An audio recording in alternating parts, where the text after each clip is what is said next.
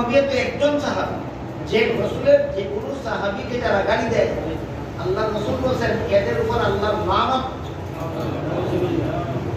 এর উপরে আল্লাহর লানত। তুমি মুরি দিছো, তোমারে দিয়া দিব রহমত না। যার নিজের শৈল ওই পেশাব লেগে দিছে, তুমি গেলে ভাঙি দিব না। নিজের বিবেক জিজ্ঞাসা করিয়া তার কাছে মুড়ি দইবা কিনা ওইয়া তাহলে কি করবা? বউরে গায়ে 3 তালাক, এমন ফিরে দেওয়ার লাগবে 300 তালাক।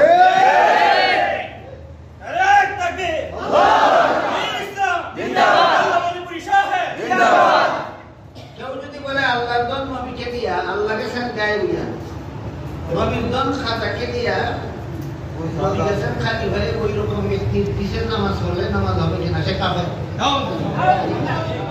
এই গানটা একটা কুফরি গান। যে গায়ে হেও কাফের, যে শুনে হেও কাফের, যে সমর্থন করে সব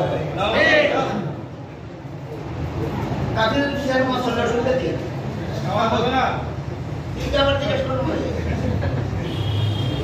কোন ইমাম যদি সাহাবীদেরকে নিয়ে মন্তব্য করে তার কাছে নামাজ হবে কিনা?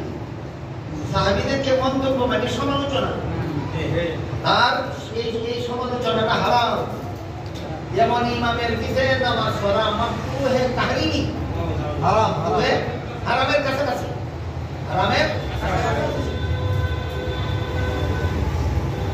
আমার একটু বড় ফেরলাম।